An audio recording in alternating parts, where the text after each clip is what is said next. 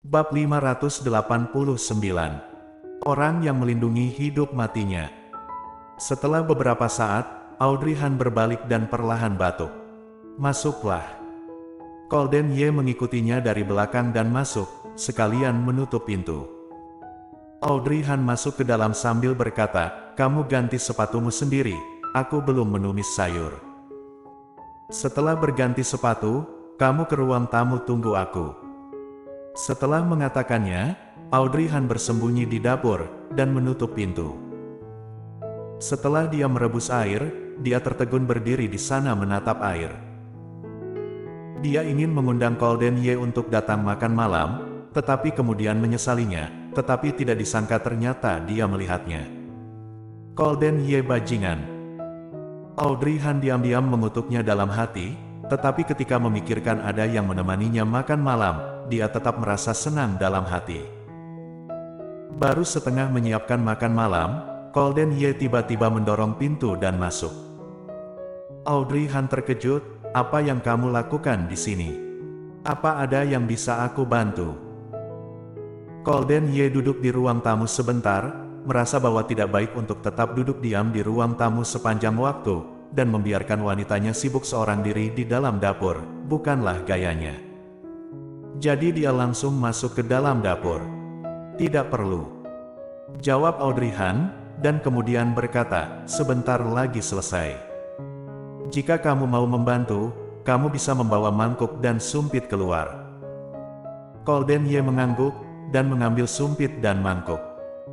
Setelah keluar, dia kembali masuk lagi, dan melihat Audrey Han mengisi piring dengan sayuran, dan dia membantunya membawa piringnya keluar.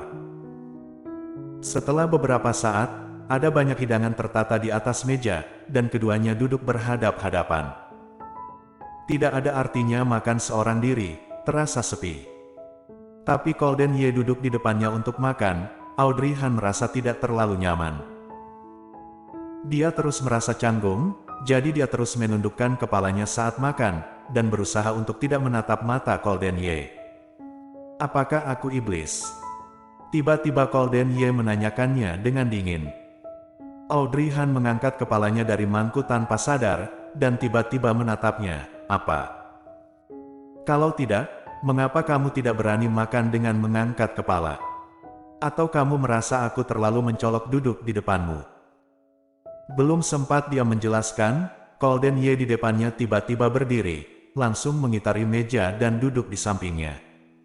"Apa ini?" Audrey Han mengedipkan matanya, dan menatapnya dengan pasrah.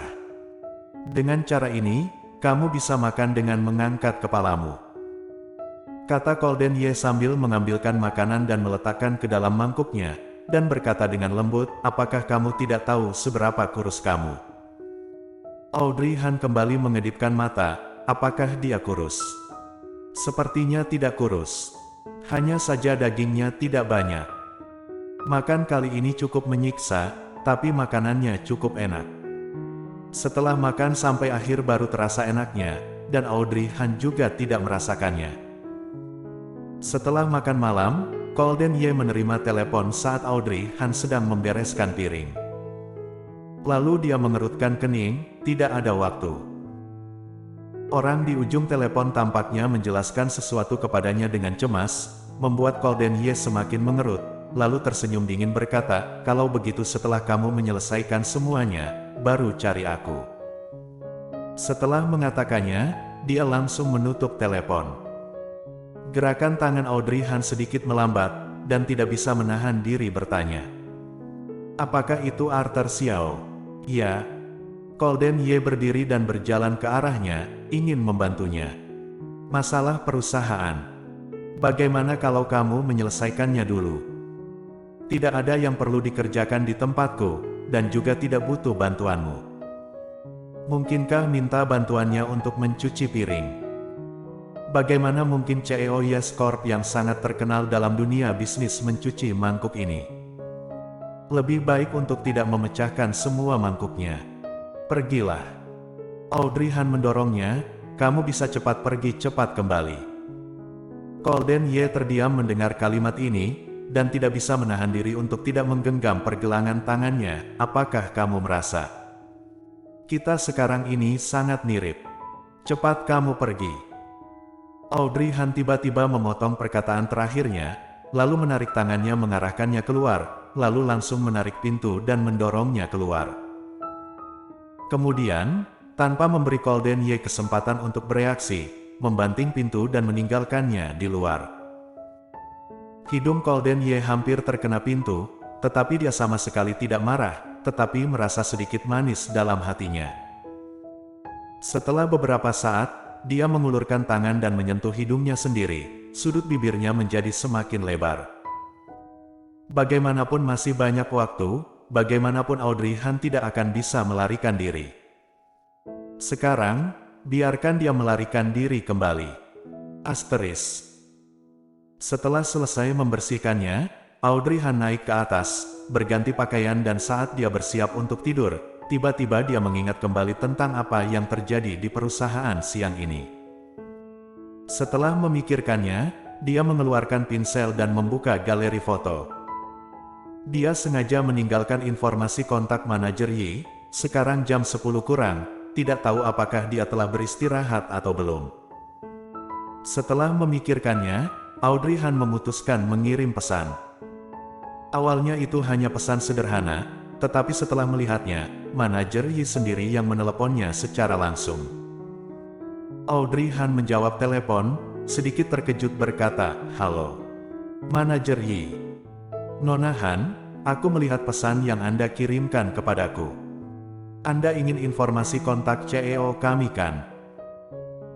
Dia awalnya mengirim pesan hanya untuk mencoba peruntungannya, karena tidak sopan menelepon seseorang di malam hari, jadi dia mengirim pesan teks, tetapi Audrey Han tidak menyangka dia benar-benar melihatnya, dan lagi langsung meneleponnya. Jadi Audrey Han merasa sedikit canggung sekarang, dan berdeham pelan. "Maaf, manajer Yi, aku mengganggu Anda selarut ini, Anda belum beristirahat." "Haha, malam ini ada sedikit entertainment, begitu aku naik ke mobil, aku melihat pesan teks Nona Han, berarti maksud Nona Han adalah ingin berkomunikasi dengan CEO kami secara langsung." Nadanya terdengar sangat berhati-hati pada kalimat terakhir ini. Seperti ingin memastikan, tapi tidak terlalu berani, seolah-olah takut menyinggung perasaannya. Sebelumnya, Gita mengatakan kalau dia terlihat sangat menghormati Audrey Han, dan Audrey Han tidak merasa begitu pada saat itu, dan mengira kalau itu karena dia menghargai bakatnya. Sekarang setelah memikirkannya, ternyata memang karena ada alasannya. Setelah memikirkannya, dia merasa lebih baik berkata secara langsung. "Ya, aku ingin berbicara dengannya secara pribadi tentang detail kontrak, jadi." "Tidak masalah." Manajer Yi menyetujuinya dengan cepat. "Aku akan mengirimkan nomor ponsel CEO kami ke ponsel Anda. Nona Han, harap tunggu sebentar." Setelah mengatakannya, telepon ditutup. Audrey Han memegang ponsel. Apakah dia benar-benar menunggunya di sini? "Davin Ye, apa yang ingin kamu lakukan?" Setelah beberapa saat, nomor ponsel Davin Ye telah dikirim ke ponselnya. Dia melirik deretan angka dan mengerutkan kening. Sekarang sudah sangat larut, haruskah dia menelepon Davin Ye? Dan bertanya secara langsung. Mungkinkah dia sudah tertidur? Saat Audrey Han masih ragu-ragu, tangannya tanpa sadar langsung menekan tombol telepon. Dut-dut.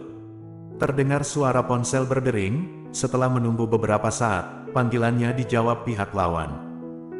"Halo." Terdengar suara lembut dari dalam telepon, meskipun sudah lama, suara ini terdengar sangat akrab bagi Audrey Han. Bagaimanapun, orang ini pernah melindungi hidup dan matinya. Bersambung.